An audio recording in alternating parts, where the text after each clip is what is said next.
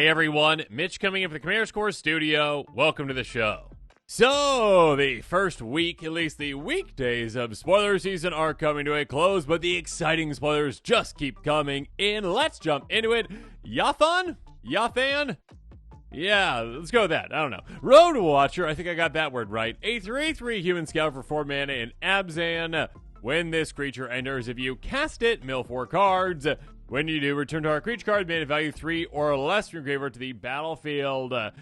Yeah, that requirement was definitely needed on the ETB of the cast trigger, because if not, you were going to be able to do some very easily broken things with this. I mean, again, it's basically like a reanimation, but also potentially some card advantage along with that, because, yeah, I mean, if you've got nothing in your graveyard, and you're like, all right, cast ETB, mill 4, you could just hit something that you could actually get out with this versus just whiffing with it, essentially. So, yeah, I mean, again, built-in value, essentially, with that milling for certain strategies out there. Again, reanimation strategies, self-mill strategies, etc., etc. And, of course, reanimating itself as well is quite nice. I mean, it reanimates things itself. It doesn't reanimate itself. I'm sure there's some weird combos you can do. Still, being able to, again, though, use that ETB, thank goodness that is limited, or that would be very, very, very easily broken. So, yes, a card that is quite good, again, for self-mill, reanimation, and, I guess, low to the ground mana value creature decks, which definitely are out there, and there definitely are those. So, let's move on to the next one, though. Sonic Shrieker.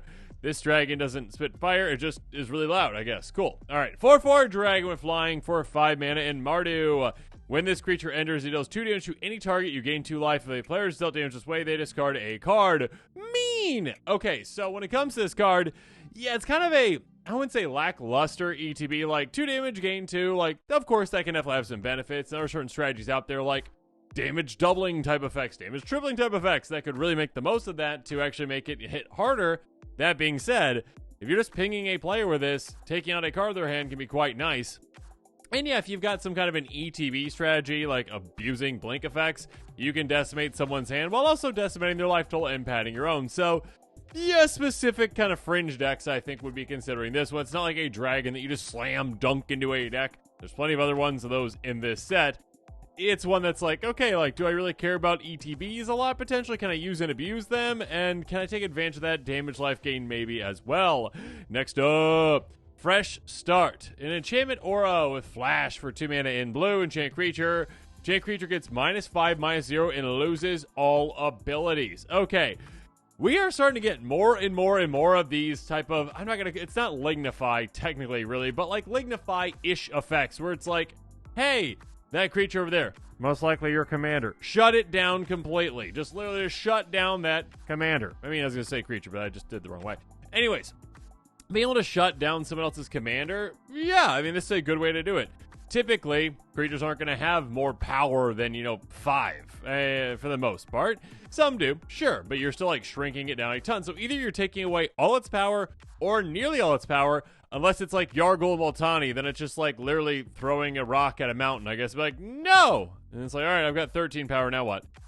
Okay, being able to take down most creatures' power to nearly nothing or nothing, that's huge. But of course, losing all abilities is even more important. When it comes to Commander, most decks are built around Commanders, and Commanders that maybe have certain abilities. So taking those abilities away means that that Commander is now potentially just useless. And just like, oh, it's just there. It's got no power, it's got some toughness, but it's useless. So this could definitely be a card for, I'm not going to say every kind of deck out there, but yeah, there are definitely some like aura-specific decks out there, some kind of tricky decks, essentially, that like to mess around with your opponent's stuff, essentially. Definitely one to consider for those. It's a nice kind of other, like, Lignify-ish type effect. Next up, and again, out of nowhere, a flash. Nice. Twin Maw Stormbrood, a 5/4 dragon. Not a Hydra, though, because it's only got 2 heads, I guess. You need more heads for it to be a Hydra. Someone in the comments below, let me know how many heads you need to be a Hydra. I don't know, because like Cerberus, that one Cerberus card from Theros had 3. That's also not a Hydra. How many heads does a Hydra need? Okay, dragon for 6 mana in white, but we also have a Charming Bite Adventure for 2 mana in red, sorcery Omen. It deals 5 damage to target creature without flying, then you shuffle into its owner's library. So again, actually I did say adventure right there, I slipped up, but it is not an adventure. It's the new style of adventure card-ish, but instead of it going on to exile and you playing it later, it is instead, oh okay, I cast it with this Omen, woo, and then I get to shuffle it into my library, which means in Commander, you're probably never going to see it again. Although I'm sure there's some really weird combos that you can do. Or literally, if you have no other cards left in your library, this is a way to stop yourself from milling, I guess, again and again and again. Cool. That being said, it is a flexible card against some removal. I guess I should read the other part of it. 5/4 flyer. When this creature enters, you gain 5 life. So it is, again, like removal or a creature, kind of both. Again, if you happen to redraw and you're like, oh, okay, well, I guess I could use the creature now. Cool, good for me. So it is interesting, again, like the Omens definitely have like certain kinds of tactics that you can utilize with them that can be quite nice. That being said, like how much play is this one specifically going to see? It's a 5/4 dragon, ETB, gain 5 life for 6 mana. That, in general, isn't all that great and really won't make the cut in many dragon decks out there. If you're like looking for like, oh, I really just want to replace every single one of my removal spells with a dragon that is somewhat removal, sure, consider it for that, because this is some removal. I mean, again, for specifically a creature with toughness 5 or less that basically doesn't have flying. Sure.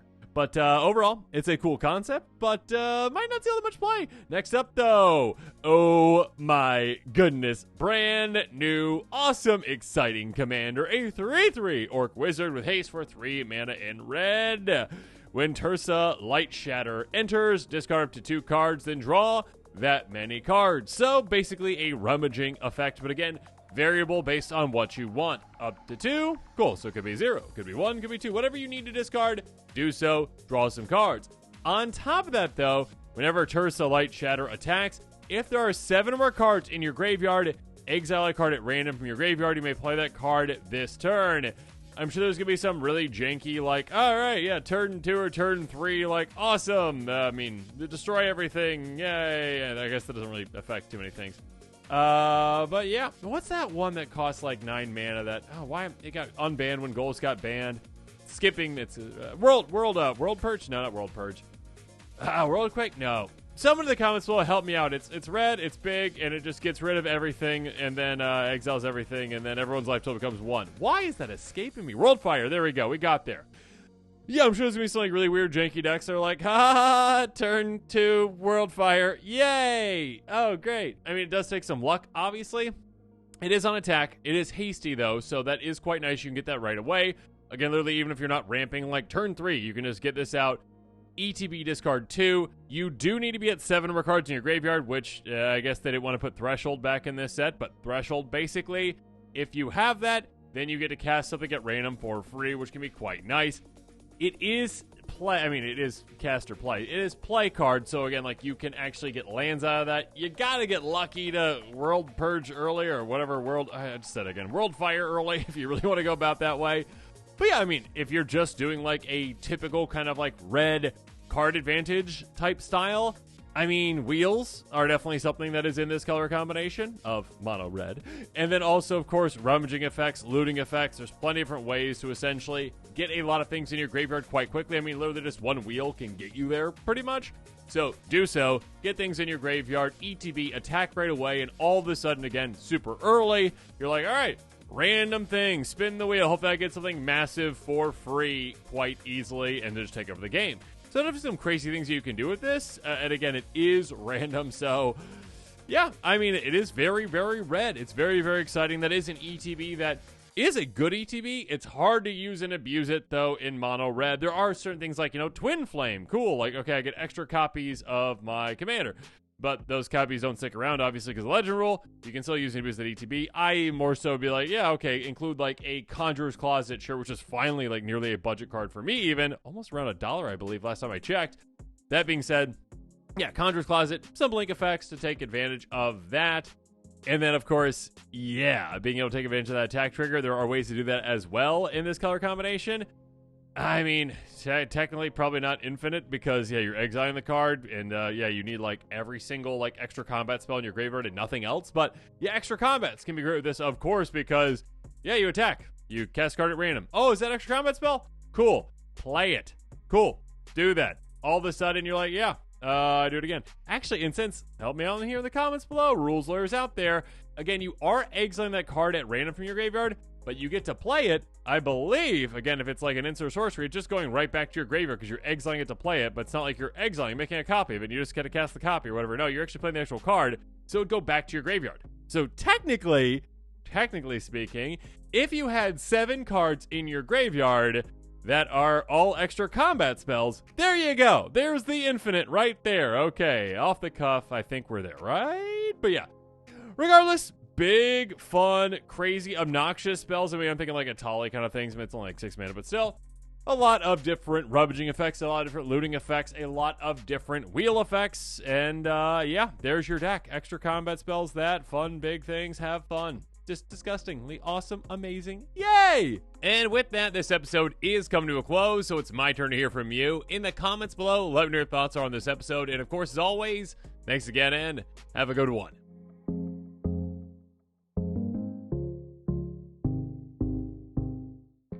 This show and episodes like this one are possible thanks to viewers like you. If you're looking for an easy way to help support this show, make sure that you like, share, and subscribe. Also, hit that bell notification icon so you don't miss any new episodes. You can also go check out our playmats and other merchandise at thecommandersquarters.com. Another easy way to support this show is with our TCG Player affiliate links. So whether you're buying a deck or individual cards, you can use this general link right here or one in the description. And the final way that you can support this show is by supporting us directly by becoming a patron. There are many benefits to being a patron, and I truly couldn't do this without all of their support.